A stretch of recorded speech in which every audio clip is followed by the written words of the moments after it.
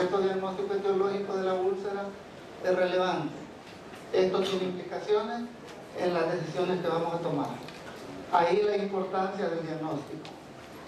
La etiología. No nos debemos de olvidar que la etiología puede ser de diferentes causas.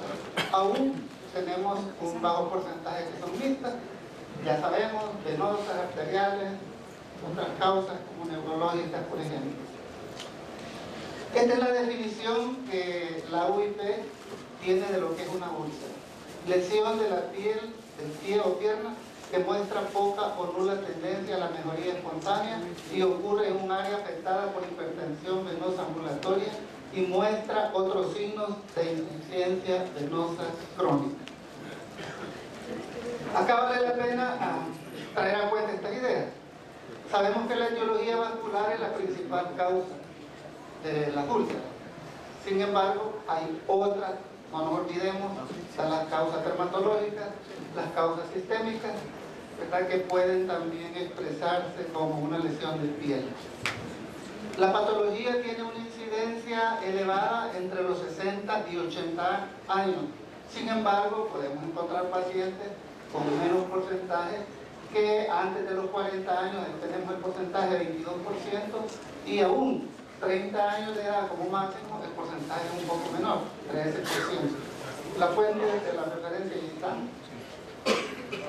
En la evaluación clínica, acá empezamos ya. ¿Qué es lo que nosotros en la exploración inicial debemos de hacer? Tenemos que ver la edad, el género, la paridad, uso de anticonceptivos, tratamientos previos, trombosis venosas profundas, comorbilidades concomitantes, la evolución de la úlcera y otros detalles pequeños.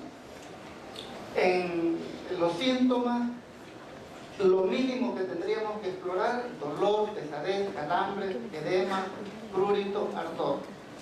Acá pues vamos a ir explorando presencia o no y las características que tiene cada uno. En cuanto a los signos, edema, hiperpigmentación, eritema, calor, hipodermatosclerosis, atrofia blanca. Todo esto debe de ser asentado en nuestra evaluación. Aquí tenemos una diversidad de imágenes para demostrar los diferentes tipos. Aquí tenemos un poco de todo, ¿verdad? Úlceras diabéticas, más perforante plantar, úlceras venosas. Entonces, tenerlo en nuestra memoria cuando hacemos el diagnóstico. La localización. Acá es uno de los factores que tenemos que ver para diferenciar si es venoso, arterial, neuropático.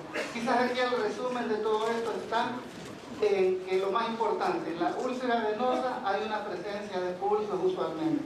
En cambio, cuando es arterial, una ausencia de pulsos, y en las neuropáticas puede estar uno presente. El otro elemento importante de este cuadro es el dolor. Vemos de que el dolor dentro de la sintomatología es moderado y se alivia con el dicúbito cuando es venoso. En cambio, cuando es arterial, tienden a ser mucho más dolorosas y empeoran con el decúbito.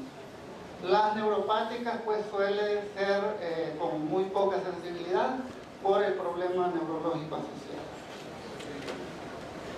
El apoyo, el Doppler, las ventajas, permite evaluar el estado venoso, arterial en tiempo real, permite detectar variaciones anatómicas, tiene una buena especificidad en las suprapatelares. La extensión del ultrasonido dependerá de la severidad de los síntomas, entonces lo podemos hacer como más profundo o no el examen. Es no invasivo, de bajo costo. Desventajas: operador dependiente, baja especificidad, muchas veces no es realizado por el médico tratante. Aquí habría que tomar en cuenta también el costo que implica un poquito más para el paciente. Ok, neuropatía de origen venoso. Pareciera un término que, pues, si lo buscamos en la literatura médica a nivel mundial, seguramente no lo van a encontrar. Pero aquí daremos el sustento de por qué le hemos llamado neuropatía y ojalá y podamos entenderlo de esa manera.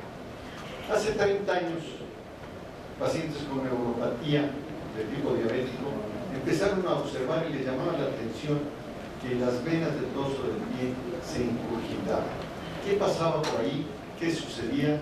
Que esto se presentaron. Entonces, incluso traigo esta foto que es original ahí de la revista, y decían que si subías a 45 grados esa extremidad disminuía el tono, etcétera, etcétera. Y empezaron a hablar ya de shunts arteriovenosos. El dolor que puede ser de diferentes maneras y que, por supuesto, es algo que el ser humano debe de tener, porque cuando lo perdemos, cuando lo vemos en los pacientes con neuropatía diabética severa, pues es una verdadera tragedia. Entonces el dolor es algo contra lo cual hay que luchar. ¿Qué pasa cuando hay dolor? Vean ustedes. Liberación de mediadores, hay un proceso inflamatorio, y lo más importante de todo, en donde radica el fondo de esta plática, es la activación de las fibras tipo C. Neuropatía periférica por hipertensión venosa, aumento de presión intracapilar, edema neural, disminución del flujo arterial. Y ven ustedes cómo empezamos a encontrar una relación por ahí entre la neuropatía diabética y lo que vamos a ver. Cosas que en determinado momento no sabíamos. ¿Por qué prurito? O sea, ¿de dónde venía el prurito o de dónde venían los calambres en el paciente con patología venosa? Y que encontrábamos 45%, vamos a hablar a 50%, con manifestaciones de dolor, pero sin insuficiencia venosa crónica evidente. Y al revés, otros 50-40% con varices, pero asintomáticos. Y vean por ahí, desde el 88, el doctor Said observa que en 23 pacientes ya hay una neuromiopatía de origen venoso. Pacientes con problema de insuficiencia venosa crónica tenían alteraciones electromiográficas y en la velocidad de conducción. Y encontramos que Reinhardt, también en el 2000, empieza a observar que en la insuficiencia venosa crónica hay alteración de prácticamente todas las vías.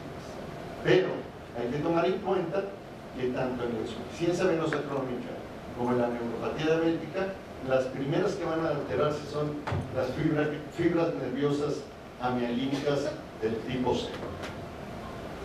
¿Qué hacen ellas? ¿Por qué son tan relevantes ahora? Bueno, son precisamente las que producen el dolor quemante, las alteraciones térmicas de frío-calor, el prurito del que hablábamos hace un rato, los calambres, ahora entendemos por qué hay calambres, y las alteraciones del tacto, el sensual tonus. Bueno, se oía un poquito raro el sensual tonus, pero había que ponerlo porque así lo escriben los gringos. Y bueno, quizás esto es de lo más importante, porque hay una serie de manifestaciones, lo vamos a ver más adelante, a las cuales únicamente le damos el crédito de neuritis o de neuropatía, simple y sencillamente, pero ahora vamos a ver el por qué están relacionadas con la patología venosa. Había una serie de comentarios donde decíamos el paciente mejoró, se le quitó el ardor. ¿Qué decir del paciente con sensación de enchilamiento, como decimos aquí en México, o como de ají? No puedo decir el ají mexicano en argentino porque es muy fuerte, o el de pajarito, chile de pajarito que usan allá en Bolivia, que son muy picosos, pero esa sensación la refiere el paciente en la cara externa de la pierna, del muslo, que incluso no tolera el roce del pantalón o del vestido. No se puede poner crema. O sea, sensaciones de ese tipo, las cuales referíamos a nuestros neurólogos, y el neurólogo, a la hora que lo interrogamos, que nos fuimos a almorzar con él, decía que de la neuropatía de fibra pequeña, que es esta, de la fibra tipo C, el diagnóstico que hacía él era del 40% y tenían que ser diabéticos. El otro 60% idiopáticos. Así que dentro de ese 60% idiopáticos, seguramente la vena está involucrada. ¿Y por qué está involucrada? Porque en el 2010 apenas, ¿verdad?, se hizo un estudio donde se estudiaron apenas que recién se habían operado, se había hecho una tinción especial y se encontró la presencia de estas fibras tipo C.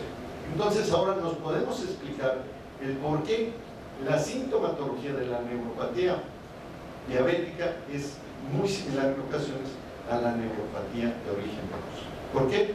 porque lo primero que se altera son precisamente las fibras tipo C. Entonces, prácticamente ahí está el secreto de todo esto. ¿Y qué pasa? La efapsis. La efapsis es un término para describir precisamente la sintomatología en espejo.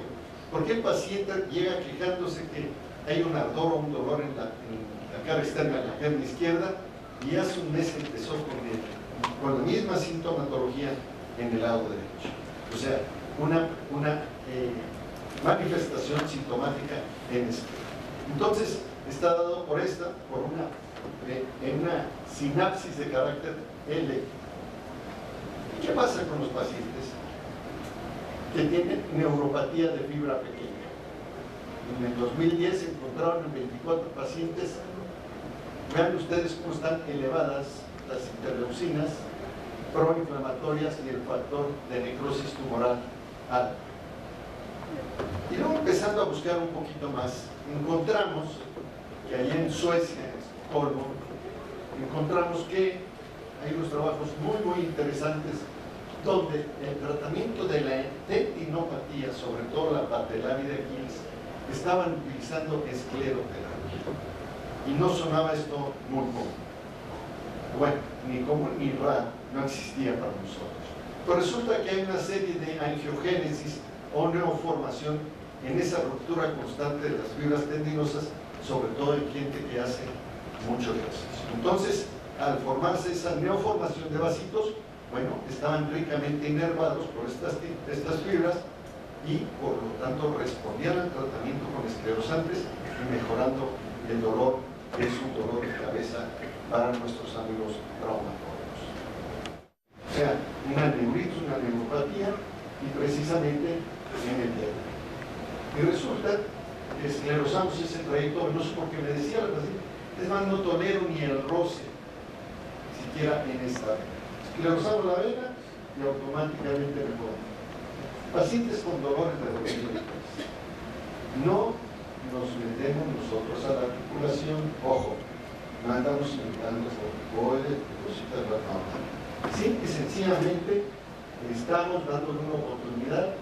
El paciente refiere dolor ahí, de busco, y pasan por ahí trayectos venosos que, ojo, no siempre tienen que estar dilatados ni tortuosos. La sintomatología de la neuropatía venosa se presenta comúnmente y más frecuentemente en venas aparentemente normales. ¿Qué pasa? Se acabó ya el concepto de la suela de Bellans y por el doctor Bull ya nos presenta otra investigación y nos habla de dos perforantes intermetatarsiales. Son las primeras perforantes o las más distales, y si recordamos, nuestro pie trabaja demasiado y por ser lo más distal tiene derecho precisamente a tener molestias. Y nos encontramos ahí por casualidad. Doctor, puede checar a mi tía que tiene un problema de neuroma de motor. Le di la clase previa y el podiatra me calificado y me dijo, póngale el aparatito de una lucecita. Pues le puse y le encontré esta velita. La paciente tenía metatarsalgia, dolor a la compresión, al dedo en abanico, y bueno, la esclerosamos, ¿verdad? Y prácticamente desapareció. ¿Qué pasó allí? Una de dos, o la vena era la que estaba dando el problema, o la vena se dilataba, comprimía el nervio en ese espacio, y al colapsarla automáticamente liberábamos de la molestia. Meralgia parestética, un dolor de cabeza, más del 50% de los problemas de meralgia son idiopáticos. Y resulta que un buen porcentaje de estos problemas tienen su origen precisamente en ese sistema reticular venoso superficial. El brazo, ¿por qué no? También les duele, también les arde y también hay pesantez. Muchas gracias.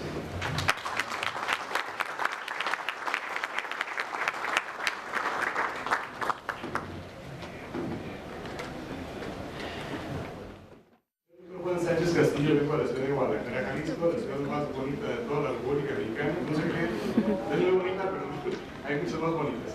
Bueno, yo tengo una clínica en Guadalajara, clientes por mes Entonces es muchísima. Yo ya soy perro viejo en esto, tengo casi 30 años inyectando varices, solamente escleroterapia, no hacemos cirugía, porque para empezar no soy cirujano, soy médico general. Antes de esta diapositiva, quería que me pasara el video que le mostré ahorita, para iniciar con un video por cuestiones de tiempo. Obviamente esta plática da para 1 hora, pero esto es lo que yo quiero que ustedes vean, ir explicándolo. La forma en que yo manejo las úlceras, ¿puede correrlo de una vez? Es de una manera completamente fuera del protocolo. ¿Qué significa? Vamos a poner el ejemplo de esta señora, cerca de 50 años, con diabetes, que llega así porque le iban a amputar en el hospital civil y no se quería amputar la pierna. ¿Y quién le dice? Regreses a su casa porque no tiene dinero. No se puede. Tienes que improvisar.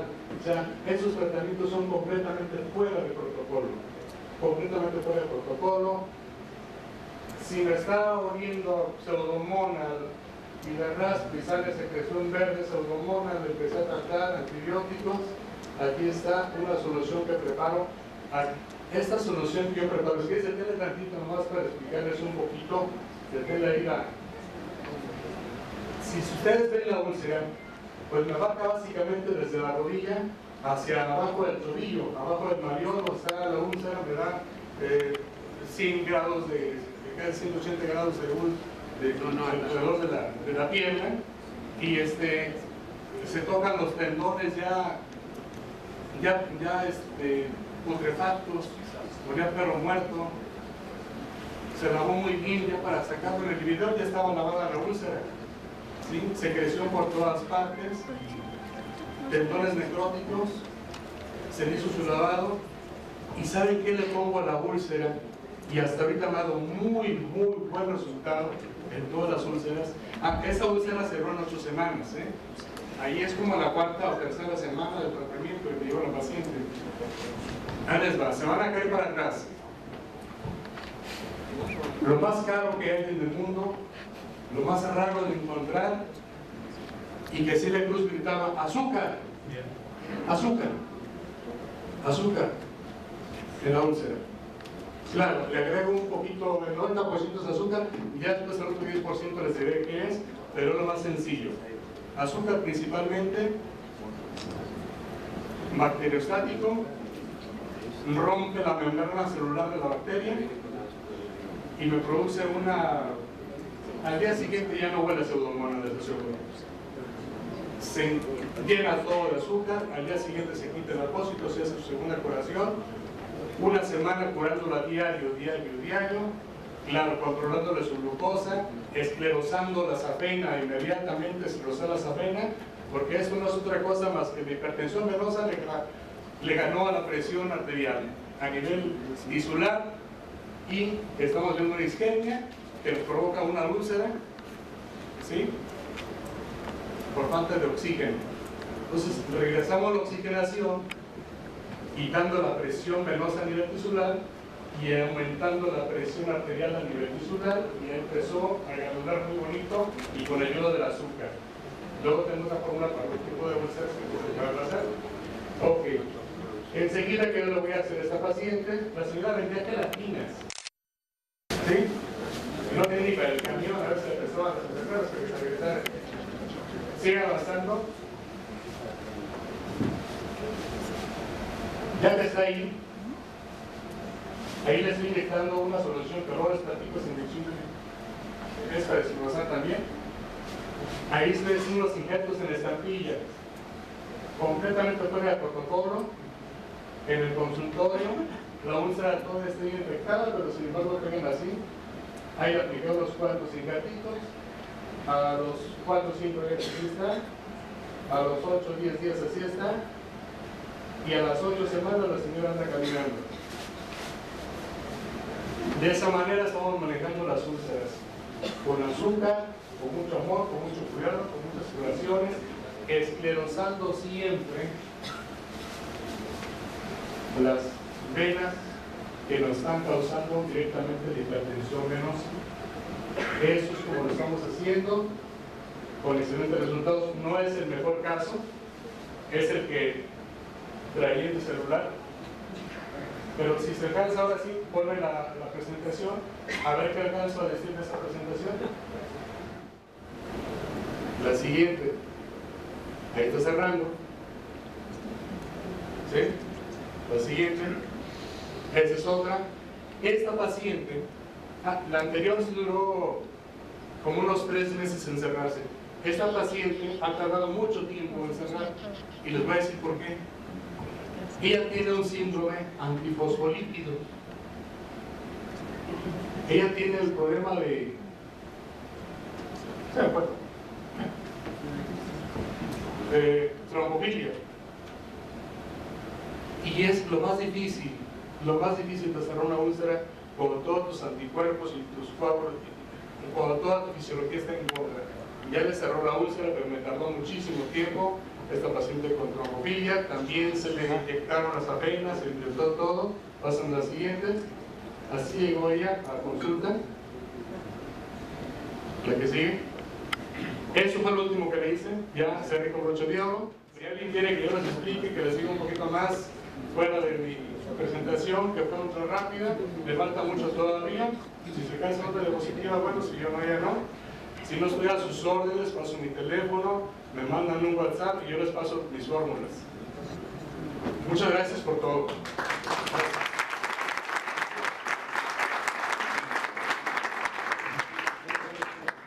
Así es. Primero que nada, gracias por la invitación a participar con ustedes. Y me place estar nuevamente con la Sociedad Panamericana, con quien tuve un contacto desde hace más de 15 años, en que tuve la fortuna de conocer al maestro Hernán Canestri, estar con él una temporada y confirmar que los maestros perduran y perdurarán siempre.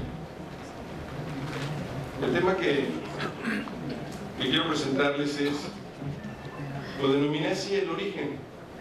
A mí me llamaba mucho la atención y me sigue llamando la atención de que en todos los congresos de flebología se habla del tratamiento de las varices, escleroterapia, láser, radiofrecuencia, etcétera, etcétera.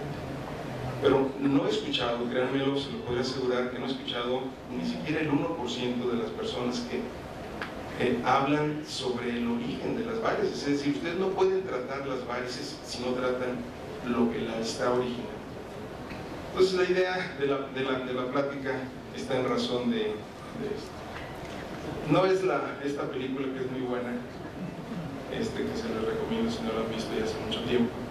Finalmente la definición del origen es que se alude al comienzo, a la raíz, al principio, a la fuente o a la causa de donde algo tiene comienzo.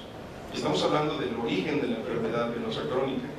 Esta es la evolución del hombre actual, a mi parecer, y esta es la evolución de la enfermedad venosa crónica que todos ustedes conocen. Evoluciona, crece, solamente basta tiempo para tener este tipo de problemas. Después se van modificando y se van transformando a estos niveles, pero no solamente termina ahí, sino que continúa complicándose aún más y poniendo en riesgo la vida del paciente. Entonces, conociendo la evolución de la enfermedad venosa, en primer lugar tendríamos que preocuparnos nosotros como médicos que nos preocupamos realmente, vale la redundancia, por el bienestar de nuestros pacientes, en evitar que lleguen a estos límites. Tenemos que empezar a educar a nuestros pacientes desde un principio, haciéndoles ver que el problema de la enfermedad varicosa no es más que el reflejo de un problema interno y que debe de atenderse en cuanto se detecte. Entonces, el origen de todo esto pues es la hipertensión venosa. Nosotros tenemos que pensar siempre en la hipertensión venosa como el primer paso para el tratamiento de nuestras varices. ¿Cuál es el origen? Sabemos que es multifactorial, de ahí la dificultad para tratar la hipertensión venosa. Cantidad o calidad de válvulas venosas, anormalidad en la pared venosa, efecto sifón, anormalidades musculares, etcétera, etcétera. Todo lo que creo que ustedes saben, esto es lo que nos está condicionando a la hipertensión venosa. Pero vean esto es muy interesante. La hipertensión en el sistema venoso profundo nos produce síntomas, mientras que la hipertensión en el sistema venoso superficial nos produce varices. ¿Saben quién dijo esto? Otto Bricker, 1824. Y todavía ahorita, en este momento, todavía se siguen tratando las varices como si fuera un problema de hipertensión del sistema venoso profundo. Se siguen tratando los síntomas como si fueran las varices quienes están originándonos los síntomas. Esta gráfica la presento mucho porque me encanta, más clara no puede ser. Es una gráfica del doctor Nicolaitis, en donde vean ustedes cómo en este lado tenemos el porcentaje de producción de úlceras y en la parte de abajo está la presión venosa que le toma a los pacientes. Con menos de 31 milímetros de mercurio nadie se ulceraba. Ya entre 31 y 40 milímetros de mercurio, ya 11 se empezaron a ulcerar. Después se fue incrementando paulatinamente de tal forma de que a más de 90 milímetros de mercurio el 100% de los pacientes se ulceraban. Estamos hablando de hipertensión. Y si hablamos de hipertensión, vean lo que pasa en la vena safena mayor. Cuando el paciente está de pie tiene 90 milímetros de mercurio, cuando se pone en movimiento disminuye un 30, cuando hay varices esenciales incrementa 45, con insuficiencia de perforantes incrementa 65 y el postrombótico habitualmente es mayor de 70 milímetros de mercurio. Entonces, ¿qué es lo que pasa? Este es un estado normal en donde la afluencia arterial se convierte en venoso y asciende sin problema. Pero ¿qué pasa cuando empieza el reflujo venoso? Empieza la hipertensión venosa y empiezan todos los procesos de cambios y daños tisulares, químicos, locales, físicos, reales en el área de hipertensión. Vean esto, a nivel del tobillo la presión venosa en el paciente acostado muestra valores que oscilan entre los 12 y los 18 milímetros de mercurio. Cuando el paciente se sienta, la presión se eleva a 56 y cuando esté de pie puede alcanzar hasta 85 y 90 milímetros en un tiempo tan corto como 30 segundos.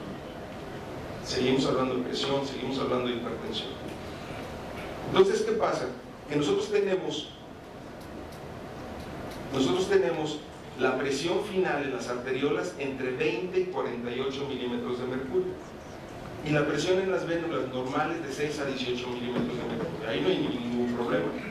El problema es cuando empieza la hipertensión, empieza el reflujo y esta hipertensión, este cambio, empiezan todos los cambios. De 12 a 18 se eleva a 56 y empieza a sobresalir, a sobrepasar las arteriolas y después 85, 90 sobrepasa realmente la presión de las arterias y empieza a producir un efecto de isquemia, cambio de coloración, dermatoliposclerosis, bla, bla, bla, todo lo que viene, la cadena de eventos que se desarrollan con la hipertensión, varices con la hipertensión. Entonces, ¿cuál es el origen? ¿Cuál va a ser el origen de este tipo de varices? Por supuesto que va a haber un origen. Las varices no se originan en la piel.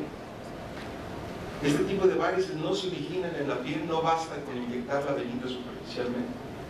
Tenemos que encontrar cuál es el origen de estas varices, cuál es el origen de estas varices y sobre todo cuál es el origen de esta hipertensión. Ahí es donde debe de iniciar el tratamiento de las varices. El doctor John Bergan, para mí el maestro de la neurología en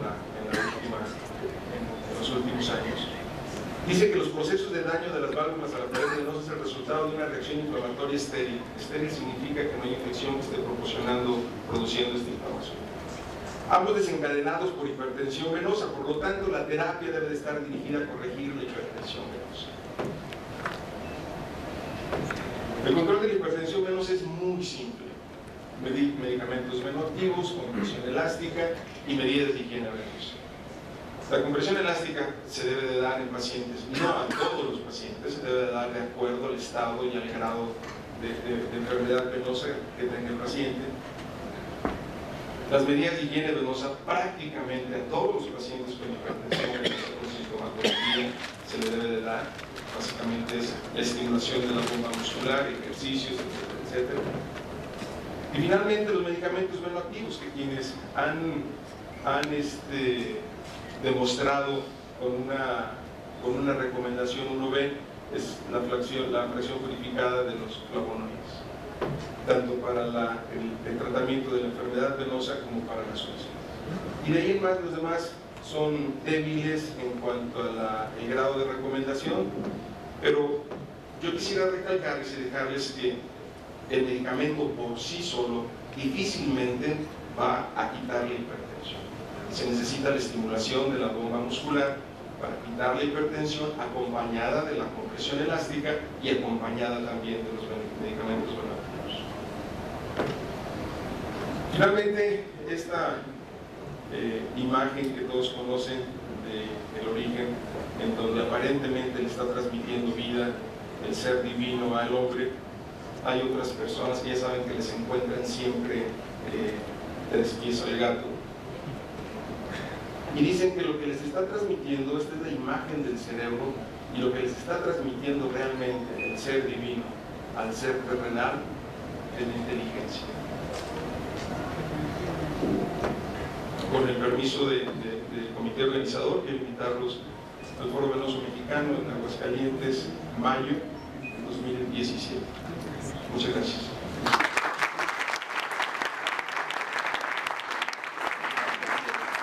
Si me permiten, quiero presentarse. Creo que va de la mano el tratamiento tanto de telangiectasias, pénulas y demás, con el tratamiento de la escleroterapia de grandes vasos o grandes troncos venosos.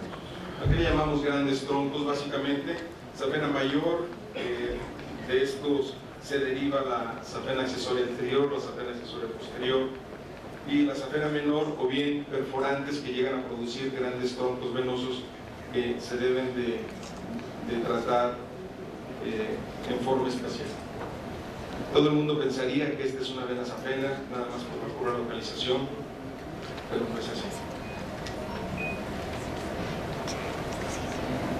El tratamiento de los trastornos venosos, vean cómo en el año de 1979 el doctor Koch presentaba este tipo de tratamientos. Hablaba en el círculo rojo, tratamiento de varices, método practicado en Irlanda, y si se fijan en las siguientes, método practicado en Suiza, en Italia, Estados Unidos, en Rusia, en Sudáfrica. Bueno, cada quien tenía una técnica diferente para tratar esto.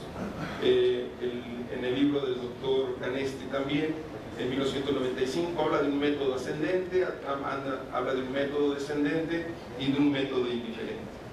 Y después todavía en el 2013 presenta esta diapositiva en donde hablan de inyectar determinada cantidad a diferentes niveles hasta 50 días para tratar estas vainas.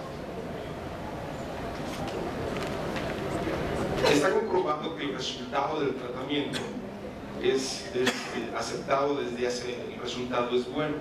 Schadek en el 97 habla de que la escleroterapia tras la supresión de reflujos largos es siempre tributaria en el tratamiento de las venas perforantes. Estamos hablando que puede ser tanto la insuficiencia venosa femoral o la fenopoplitea conjuntamente con las venas perforantes, el tratamiento de las perforantes, lo que se debe de hacer. Tourney ya no reserva la cirugía más que para los fracasos en escleroterapia. Después, el doctor Cabrera, que todos ustedes conocen, presenta este estudio en el 2004 de 500 venas internas, en donde el resultado es excelente. Y así como encontramos estudios en donde nos hablan de resultados excelentes, también hay detractores que hablan que los resultados son muy malos. Esto es muy interesante porque este es un estudio duplex, resultado 2 años después de una cirugía de varices. ¿Por qué hay que realizar el duplex previo a esto? Porque el duplex ha venido a modernizar y a darnos las bases para el tratamiento correcto de las varices. Fíjense ustedes cómo cuando se hacía un duplex preoperatorio, el número de piernas examinadas 127, los que tenían reflujo de la unión safeno-femoral 14 contra 44 de los que no le hacían duplex preoperatorio. Unión en la safena menor 7 contra 13 y que haya reflujo en las dos 19 contra 53. Bueno, esto es claro de que el ultrasonido es básico y es importantísimo para poder hacer un buen diagnóstico en el tratamiento de las varices. Lo siento, tengo problemas para conectar. Esto es importantísimo, esta es la base de la práctica. Todas las varices tienen un punto de fuga y uno o varios puntos de reentrada. Los estudios del Dr. Weiss y del Dr. Zamboni marcan muy bien este tipo de ideas. Pero podemos tener una unión safeno-femoral que nos mide 1.50 contra unos puntos de reentrada, unas perforantes que miden 0.75 y 0.60. Es lógico que los puntos de fuga, el punto de fuga va a ser la unión safeno-femoral y los puntos de reentrada hacia el sistema profundo sean las perforantes.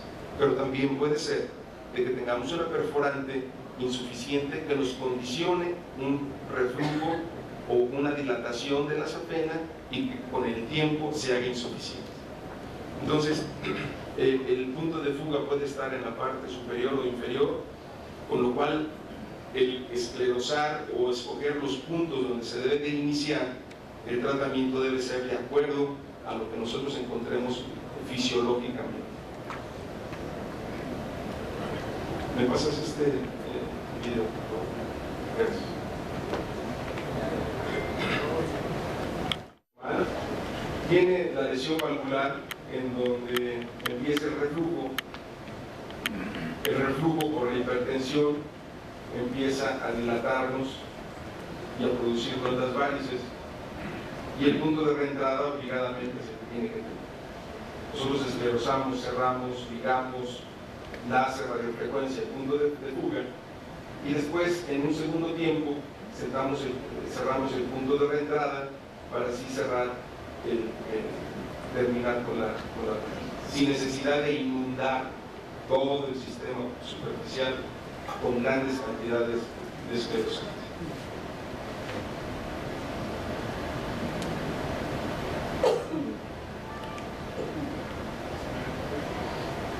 Todas las varices tenemos que buscar cuál es el punto de fuga, cuál es el punto de retorno. Y este es un ejemplo que les presento a un paciente que lleva unas varices muy simples, pero en el momento que vemos en la parte de atrás, vemos como si fuera una safena menor insuficiente, y cualquiera pensaría la safena menor es la que me está condicionando estas varices. Pero resulta que al hacer el Doppler nos damos cuenta que tiene un punto de fuga en una perforante del plexo lateral externo, y que esta varice se conecta con la safena menor y me empieza a dilatar la safena menor. Es decir, la perforante del plexo lateral externo fue la que me condicionó la insuficiencia de la safena menor. Si le dejamos más tiempo, por supuesto que con la presión de la safena menor, la presión del sistema venoso profundo sobre la safena menor se va a dilatar con más rapidez. Estos son casos que yo he presentado para demostrarles cuál es el punto de fuga, punto de reentrada. Esta es la cartografía que hicimos de este paciente. Tiene una insuficiencia del venoso femoral, 4 cruces, y nada más tiene 2 puntos de reentrada, que es la perforante. Todavía lo marcábamos como My Pocket en el 2011, ahorita ya están marcadas como perforante paratibial o tibial posterior. Pero el caso es de que tiene un punto de fuga en este nivel. ¿Qué hicimos? Cerramos el venoso femoral y en un segundo tiempo cerramos las perforantes de la primera etapa, cuando cerramos el venoso femoral, y posteriormente la segunda etapa, cuando ya están cerradas los puntos de reentrada. En el 2014 todavía hicimos el control y vemos que está cerrada completamente la venosa femoral, y todavía ahorita en enero del 2016 este es el resultado de esta paciente.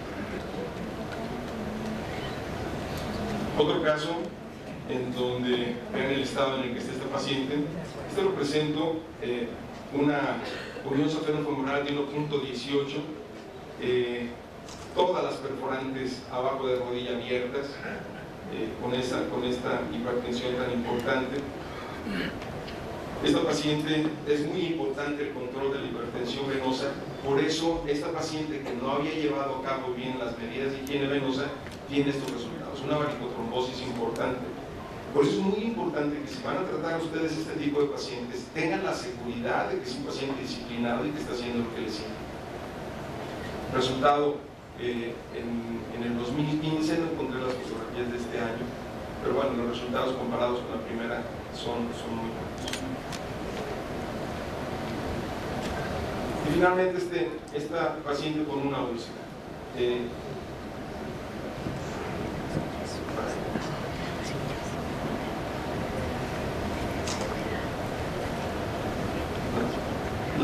La primera fotografía, perdón, no puse dinámica, la primera fotografía donde se ve una úlcera de 3 centímetros, en donde solamente con medidas de higiene venosa, venotónicos y compresión elástica, el paciente en 3 meses estaba cerrada la úlcera.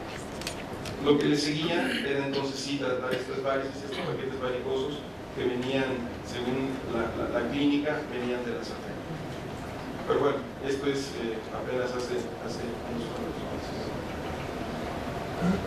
Y concluimos con que el tratamiento de las varices de grandes troncos venosos debe de tener un diagnóstico preciso. Es necesario localizar los puntos de fuga y de reentrada de las varices a tratar. Es indispensable ocluir el punto de fuga primero. ¿Qué pasa si ustedes piensen en una llave que tiene una manguera y ustedes le cierran en la parte distal? Por supuesto que se va a producir un problema en esta parte. Tienen que irse hacia la llave, cerrar la llave y entonces de ahí podrán hacer lo que quieran con lo que sea. Siempre cerciorarse de ocluir los puntos de reentrada. Si ustedes al momento de que cierran el punto de fuga desaparece las varices, dicen ya lo hice. Pero si ustedes dejan abiertos los puntos de reentrada, se van a convertir en puntos de fuga en unos cuantos meses o años. No se debe de tratar, debería haber empezado con esto, no se debe de tratar las varices si no se tiene controlada la hipertensión venosa. Muchas gracias.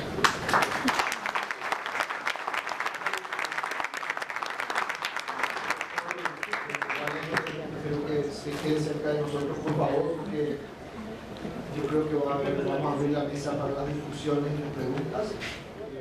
Recordar que por nosotros gracias al doctor Vega que pudimos difundir nuestro congreso, vamos a estar dando justamente el consenso mundial del OIP de úlcera venosa y eso lo podrán ver próximamente en octubre y me parece muy importante porque va a traer luz a muchos temas que se han tratado acá. Y por último recordarles, porque quien les habla fue el que creó la técnica y salió de Sudamérica, el tratamiento de las perforantes con láser, nosotros la hemos desarrollado, después se popularizó y la popularizó creo que en el mundo, pero me parece que es importante saber que el tratamiento de las perforantes resuelve en parte, cuando los reflujos verticales ya fueron tratados, el problema de la úlcera venosa. La técnica que yo utilizo es que en la unión sacrofemoral hago una pequeña incisión. Yo soy cirujano vascular y es muy fácil hacer una incisión a nivel de la ingle para ligar la safena y después inyectar en forma retrógrada. Sin embargo, lo que tú mencionas es importante recalcarlo. ¿Cuál es la presión del sistema venoso profundo y cuál es la presión del sistema venoso superficial? Entonces, es una pregunta frecuente cuando se esclerosan las perforantes. Dicen, oye, es que lo vas a inyectar y se va a ir al sistema venoso profundo. O sea, si ustedes tienen un ultrasonido y al momento de que inyectan se dan cuenta de que la espuma se va hacia el sistema superficial porque el sistema profundo tiene mayor presión, entonces impulsa la sangre hacia el sistema superficial. Número uno. Número dos, la principal recomendación, y eso lo pueden ver en el último libro del doctor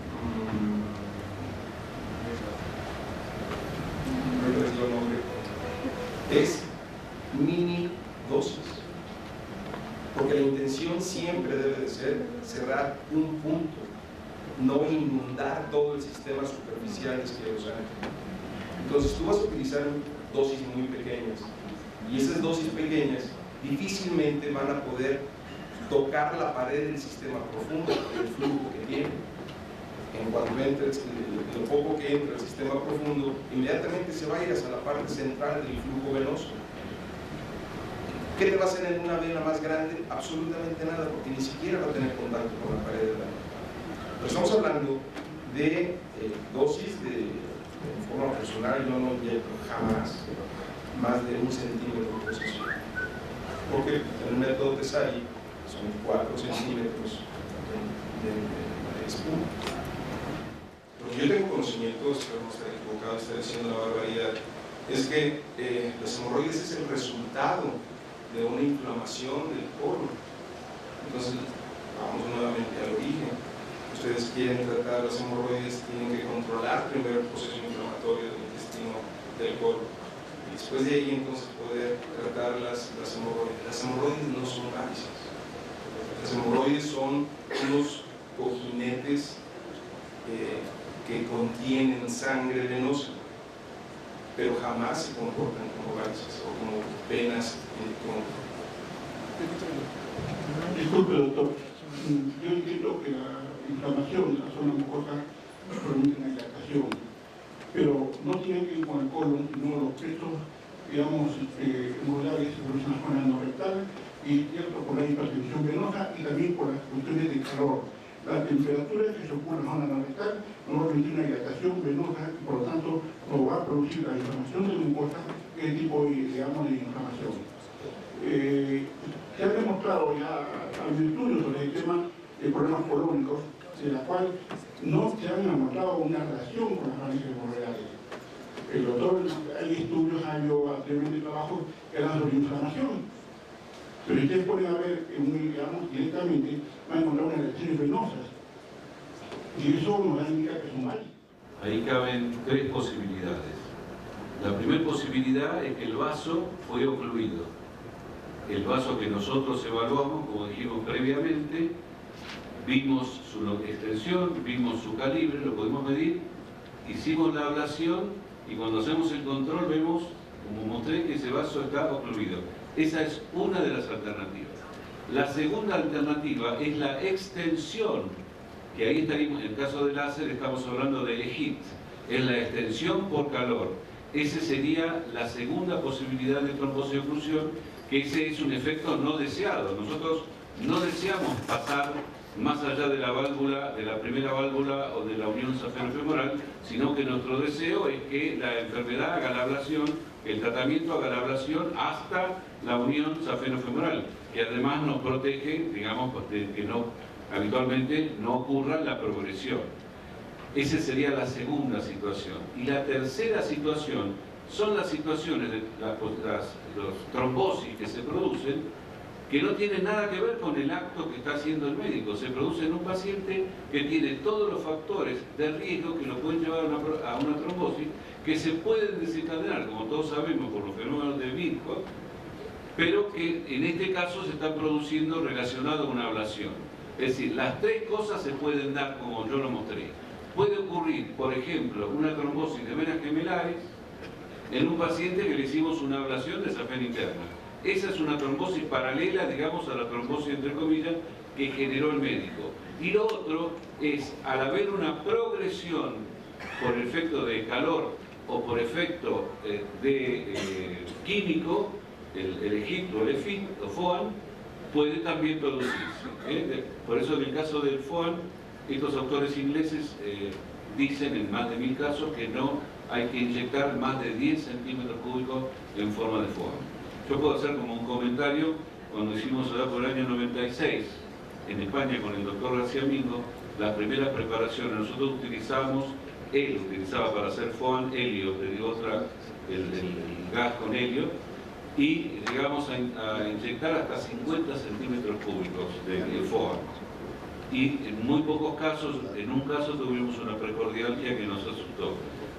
Por eso le digo, actualmente yo personalmente no uso más de 10 centímetros. Con el transductor que uso habitualmente es un transductor lineal, los rangos son entre 5 y 10, 7,5 y 12, bueno, uso también el 18, que va de 10 a 18, y tengo además uno de abdomen que es de 3,5. Habitualmente uso el lineal y lo que veo es de la vena ilíaca. Llego hasta la vena ilíaca externa, como usted sabe, de la prolongación de la femoral común. Solamente cuando hay sospecha de trombosis de vena cava, por ejemplo, en un síndrome de Palma, que usted ve una permeabilidad, como mostré, una vena permeable que trata de salvar la oclusión contralateral, o un antecedente que usted ve un cuadro clínico importante que puede llegar a pensar en una trombosis ilíaca y no encuentra nada en el miembro inferior, ahí sí le pongo el uso del abdomen, el 3,5, pero no lo hago de modo habitual. Gracias. Geografía de profundo, que es desde la ingle para abajo, descendente. Y la tercera es la que presentaron, entre otros, Picaluga y Chastanet en Francia y nosotros en Argentina en el año 83. Así que coincido absolutamente con lo que dijo la doctora. Con respecto a qué le hago si veo en el control una repermeación y el recurso que hacemos todos, lo que hacemos mejoró la clínica y mejoró la insuficiencia, pero no está ocurrida. No está ocurrida, por eso. Espero, le advierto a la paciente que en algún momento voy a tener que hacerle un FOA. Lo digo claramente. Solamente en caso de alergia vería de qué modo hacerle otro láser, pero creo que es así. Y otra cosa, que nadie me lo preguntó, de alguna manera coincide con los conceptos que dice Nora. Lo que yo les quise demostrar cuando mostré los cambios anatómicos y fisiopatológicos que se producen con la ablación y la respuesta o rechazo que genera nuestro propio organismo cuando nosotros le modificamos la anatomía, es que en realidad, esto ya lo dijo Michel Chadet hace, no sé, 30 o más años, cuando dijo, el objetivo del tratamiento de la enfermedad venosa es modificar la hemodinamia circulatoria del paciente.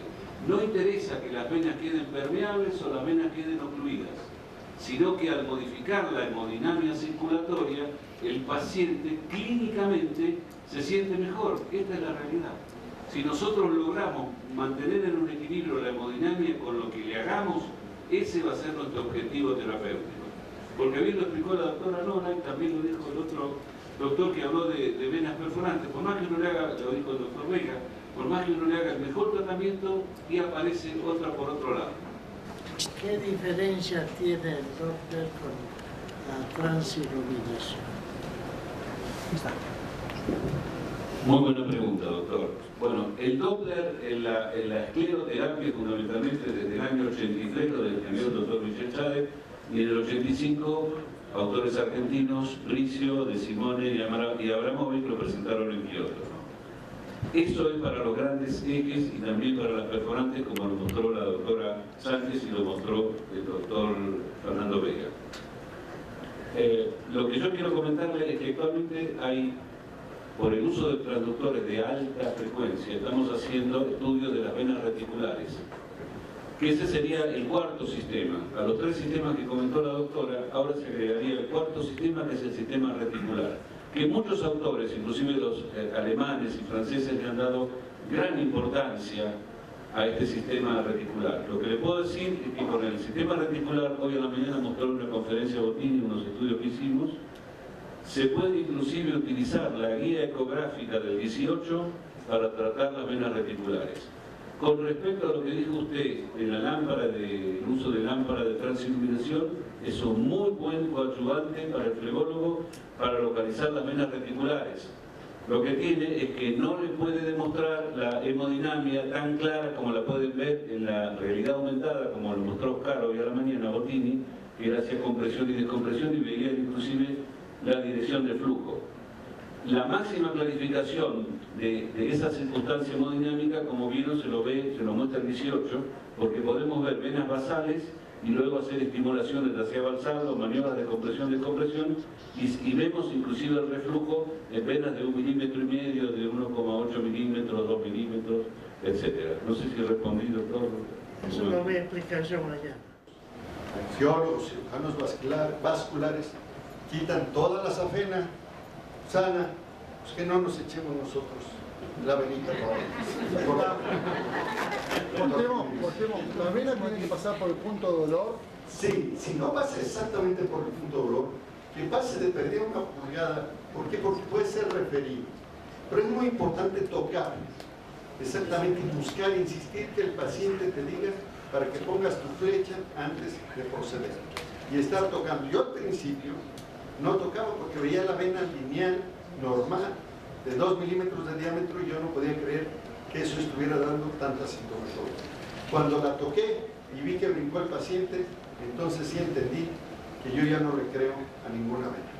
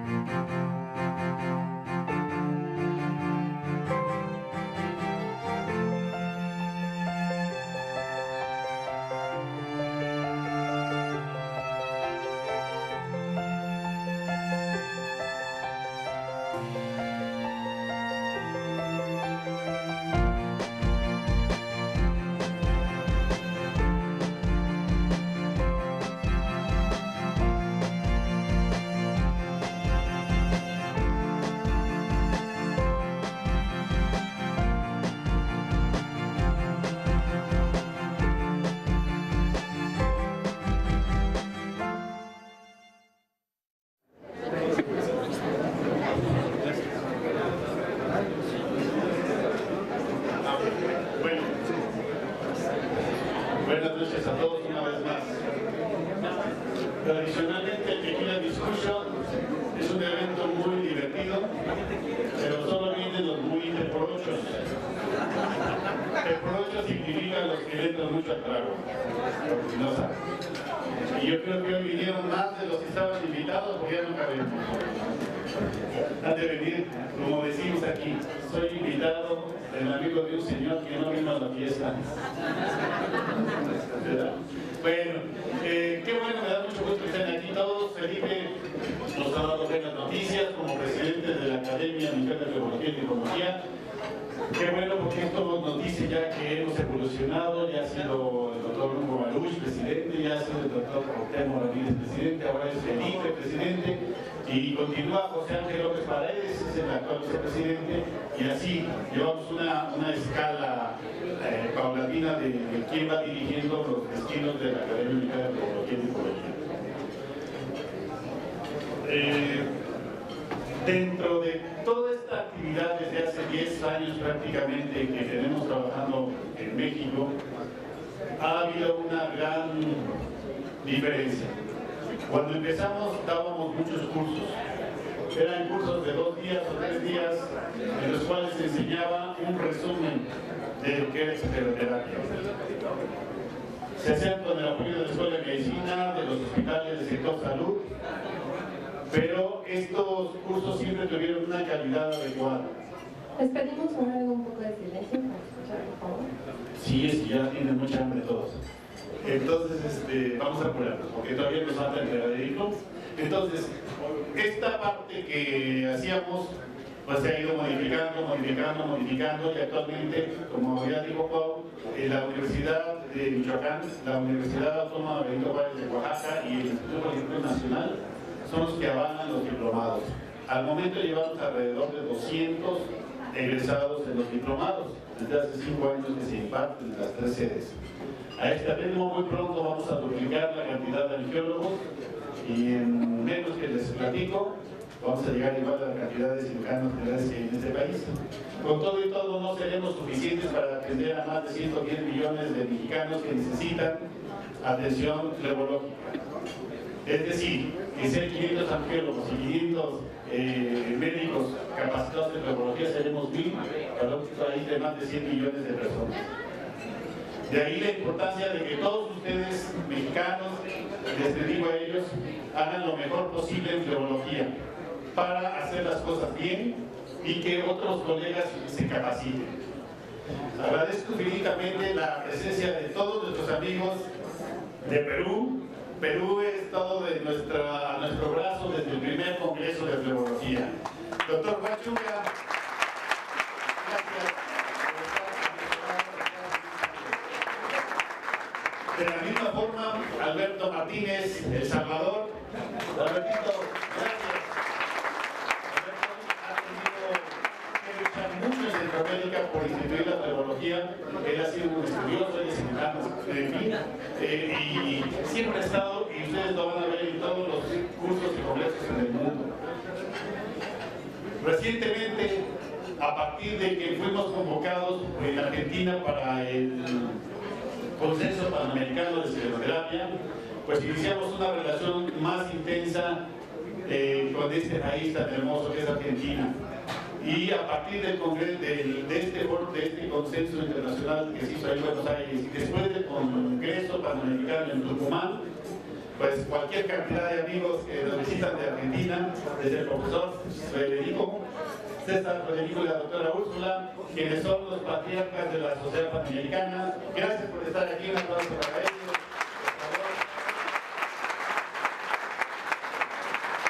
Y así a todos. En Argentina, yo creo que se vinieron, rentaron un avión entero para venirse. Son muchos, ¿no?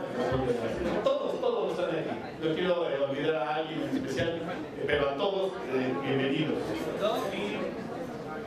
Hoy también tenemos la presencia de un nuevo amigo que aunque conocimos en muchos congresos mundiales, de la UIP, es la segunda vez que está en México, pero es la primera que trabaja con nosotros en neurología.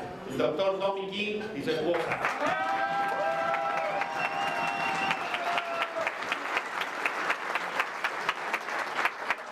Gracias por estar aquí en México, porque Corea es un país que admiramos desde hace muchos años aquí en México por su desarrollo. Seúl, ustedes saben que Seúl estaba más avanzado que México y mira, ahora está mejor que Estados Unidos y seguimos nosotros en la baba, ¿no? Pero bueno, es un ejemplo a seguir Corea, y el doctor Tom King es un experto también y qué bueno que está con nosotros, lo agradezco mucho. También tenemos la presencia el día de hoy de los amigos de Bolivia. Bolivia recién este año apareció en el mapa flebológico de América, gracias al doctor Luis Arias, quien hizo su primer congreso flebológico internacional. En este año estuvimos en Bolivia, estuvimos con él en el Beni, que es un lugar fantástico, y que el día de hoy todos los médicos que vienen de Bolivia se han incorporado a la Academia Mexicana de Neurología y Linfología. Así que para Bolivia, bienvenidos a la ciudad de Bolivia.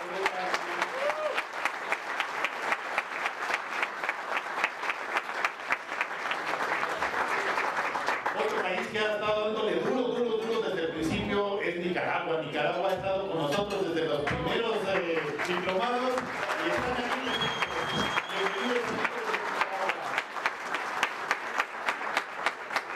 De la misma forma, tenemos aquí a alguien que empezaron con nuestros diplomados y están trabajando en las sociedades.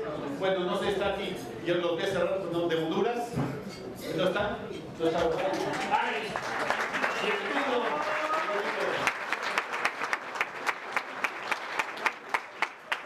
Bien, tenemos también nuestros grandes amigos que han estado en los diplomados de Guatemala.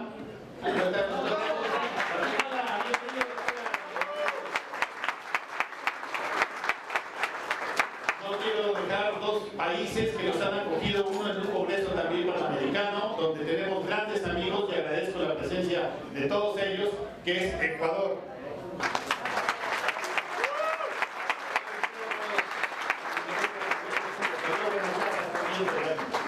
Y por supuesto, alguien que ha luchado por la flebología en Latinoamérica y que como decimos aquí, se desgarra las vestiduras por estar luchando, Paraguay. El doctor Víctor Plata.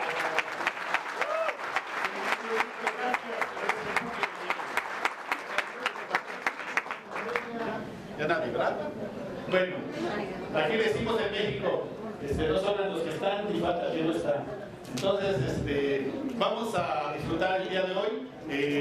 Antes de esto, vamos a hacer rápidamente una entrega muy importante para nosotros, que es, vamos a entregar los diplomas de los alumnos egresados, recién egresados en diciembre, de los diplomados. Quiero decirles que Napoleón Bonaparte decía que el éxito no es ganar muchas victorias, sino nunca rendirse.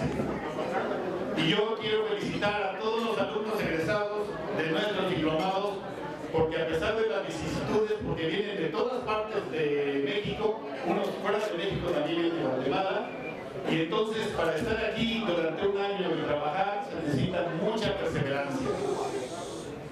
No se han rendido, y eso es lo importante. Ustedes vieron que fuimos a un mail medio que quisieron boicotear este congreso, pero pues contentos, muchachos, buena onda decimos, con buenas vibras, tan simpáticos como ustedes, las muchachas hermanas, nadie puede hacernos nada. Entonces, vamos a iniciar el día de hoy con la entrega de los diplomas, los reconocimientos a los alumnos egresados de los diplomados de tecnología. Es un requisito para ellos asistir a los congresos y ser socios de la ANPIL. Esto es para tener la función del grupo de una manera más unida y llegar a nuestra conclusión más rápida.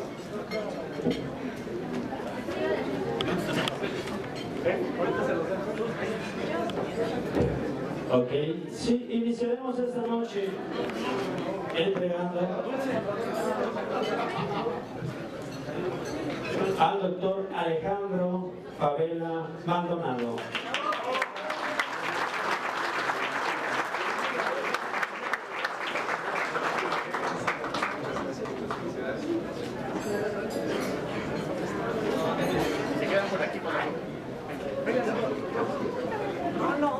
Solicitamos la presencia del doctor Alfredo Abraham Mena.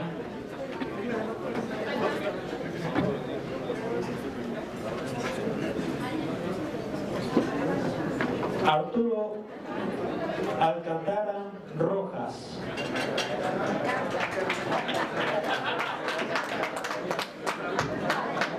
Belén García Mata. Blanca Estela García Navarrete.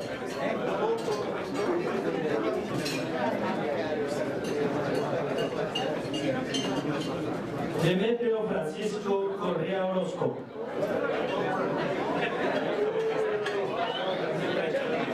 Eduardo Javier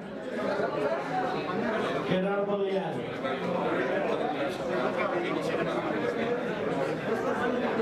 Edwin Picasso. En representación, su hermano. Jesús Villaseñor.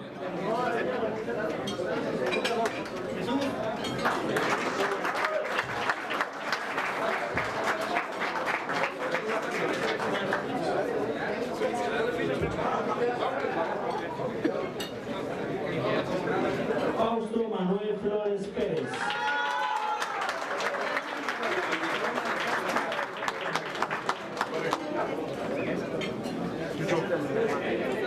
Jorge Alejandro Martínez García.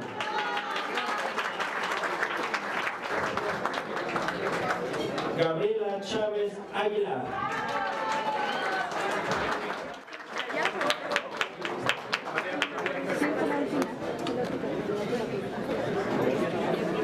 María Fernanda de la Cruz.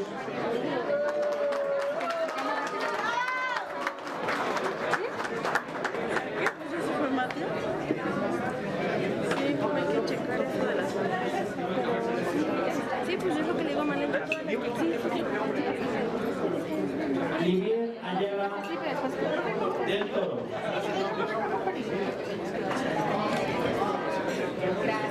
Carlos Michel Aspeita de la U. Ya se llenó. Hay que vaciar. Por eso me da tarjeta para subir al cuarto. Voy a cargar este día de práctica.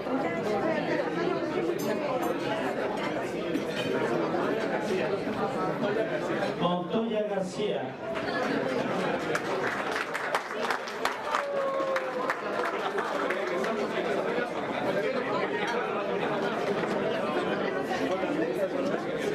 Fuerte las palmas para todos ellos.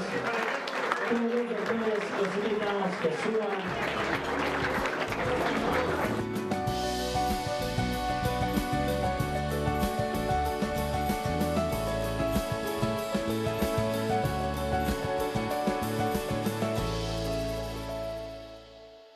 Lo único de lo que soy dueño es de mi experiencia. Y eso queda muy bien para esta noche. Es la experiencia del doctor. Entonces, el motivo de esto es compartir nuestras experiencias. ¿Sí? Como dice, tienen que tener un tratamiento individualizado, ¿no? Que siga creciendo la Sociedad Panamericana de Pneumología y Linfología, de seguir creciendo aquí en México. Que no tenemos que reconocer todos los compañeros de Argentina, que siempre la filología ya tiene otro nivel, como dijo el doctor Fernando, nos da carácter, ¿sí? Y como dice un doctor,